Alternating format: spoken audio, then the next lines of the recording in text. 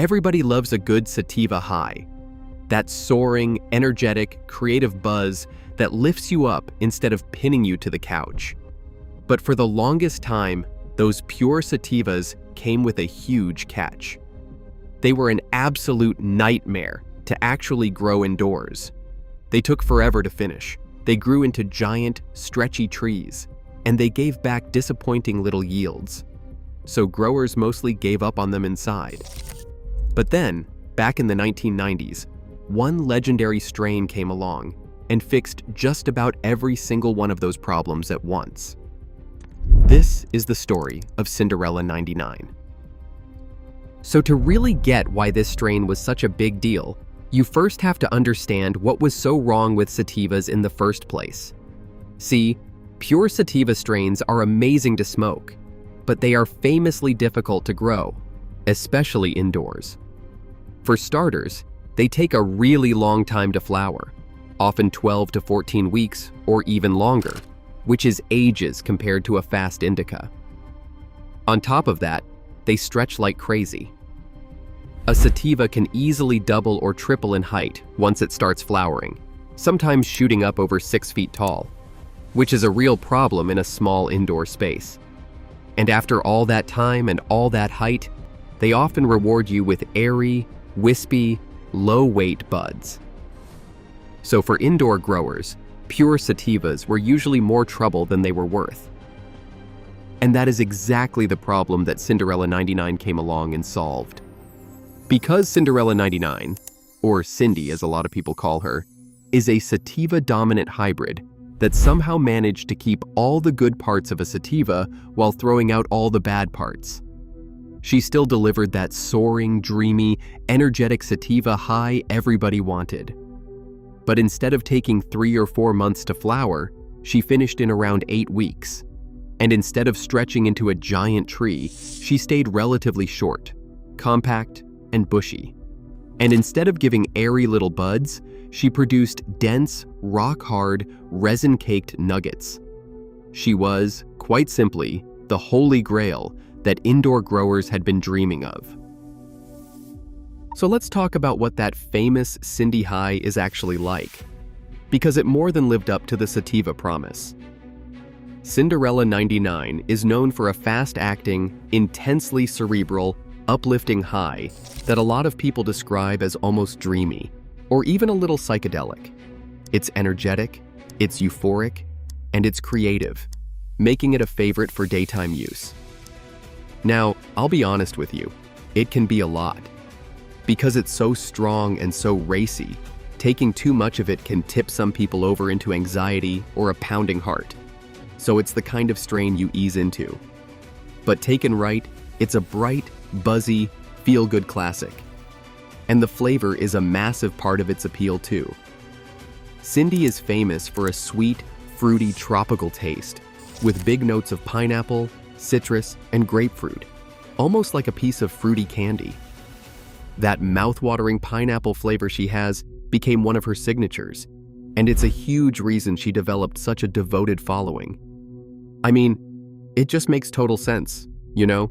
You got this incredible combination of a fast-flowering, easy-to-grow plant that also delivered a soaring high and a delicious tropical flavor. It's almost like she was destined to become a legend. And the breeder behind this legend is a man that goes by the name Mr. Soul. And Mr. Soul had a pretty fitting background for creating something this dialed in. He was actually a trained engineer, and he brought that same precise, methodical, almost scientific mindset of his to cannabis breeding. He ran a small but respected seed company called Brothers Grimm, which built its whole reputation on producing stable, reliable, high-quality genetics from a very small, carefully guarded gene pool, with the crown jewel of that whole operation being Cinderella 99. But the story of where Cindy actually came from is honestly a rags-to-riches fairy tale, which is how she got her name. The story goes that Mr. Soul found a few random seeds inside a bag of weed, specifically inside a bud of the legendary strain Jack Herer that he'd bought at a coffee shop over in Amsterdam. Now normally, seeds you find in a bag are a total gamble, usually not worth much at all. But when he grew those seeds out, one of them turned into something spectacular, an incredible female plant that had it all. He named that special plant Princess. So this legendary strain started with a humble little bag seed that grew up to become royalty. That is the Cinderella story, the rags to riches. And the 99 part just came from Mr. Soul's own system for numbering his breeding generations, not from any particular year. Now I have to bust a really common myth here, because the genetics of this strain get repeated wrong constantly. All over the internet, you'll see Cinderella 99 listed simply as Jack Herer crossed with another strain called Shiva skunk. But the real story is way messier and way more honest than that. Because remember, Princess came from a mystery bag seed. Her mother was supposedly that Jack Herer plant, but that's only based on what the label at the coffee shop said. And even more importantly, nobody has any idea who the father plant was. It was just some random unknown pollen that got loose in a grow room. So right from the start, half of Cindy's family tree is a complete mystery. And that Shiva skunk everybody mentions? Its role was way smaller than people think. Because Mr. Soul only used Shiva skunk very briefly, just to help create one male plant early on in the process. After that, he actually spent generations carefully breeding that Shiva skunk influence right back out of the line, focusing almost entirely on Princess herself. So calling it a simple Jack Herer and Shiva skunk cross really misses the whole point. In fact, Mr. Soul's own breeding partner publicly said he didn't believe there was any Jack Herer in it at all. So the honest answer is this. Cinderella 99 came from a mystery bag seed named Princess, and nobody can say with total certainty exactly what she really is. So how did he turn one amazing mystery plant into thousands of stable, identical seeds, you may be wondering? And the honest answer is through a careful, repetitive breeding technique. Which point was to, basically, capture everything that made Princess so special and lock it in permanently. Mr. Soul kept breeding her offspring back to her, over and over across several generations. That patient, methodical process is what let him take a single one-of-a-kind female and stabilize her magic into seeds that growers everywhere could buy and count on. It was that engineer's mind at work, turning a lucky accident into a reliable, repeatable classic. Now I want to clear up one more myth about Cindy, because it involves a famous award. A lot of sellers online will proudly claim that Cinderella 99 won the 1999 Cannabis Cup. It's a great story, but it appears to be completely false. If you actually look at the official winners from that year's cup, there is no Cinderella 99 anywhere on the list.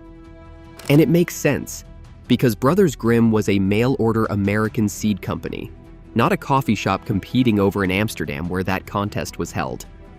So that 99 Cup win is almost certainly just marketing lore. What is real, though, is that years later, the strain was still so respected that High Times magazine named it one of the top strains of 2009. So the recognition was real. It just wasn't that made-up trophy. And the story of the company behind Cindy has its own dramatic twist. Because right at the height of their fame, in 2002, Brothers Grimm suddenly shut down and vanished. Mr. Soul and his partner had apparently made a pact that if the legal heat ever got too close, they'd walk away completely. And that's exactly what they did. For years, Cinderella 99 lived on only through the growers who had managed to hang on to her genetics. But then, over a decade later, Mr. Soul resurfaced and revived the Brothers Grimm company, bringing the original strain back using the very same princess mother plant he'd kept preserved all along. So Cindy never really died. And that survival matters, because Cinderella 99's real legacy is absolutely massive. Thanks to how stable and reliable she was, Cindy became one of the most popular building blocks in all of breeding. Other breeders used her again and again to create tons of new strains, building out a whole sprawling family tree. Some of her famous descendants include strains like Apollo 13 and Space Queen, which itself went on to become the foundation of another legendary breeder's entire catalog. So Cindy's fruity, fast-flowering genetics ended up woven into countless other plants. But because the original became so scarce after the company first vanished, something else happened too. A whole bunch of other seed makers started releasing their own versions of Cinderella 99, with each one chasing that legendary pineapple flavor and that fast-flowering time. And it led to a bit of a debate that still goes on today over which version is the real, authentic Cindy. And honestly, that argument is just part of her legend at this point. Because when a strain is good enough that everyone wants to recreate it, you know it left a serious mark.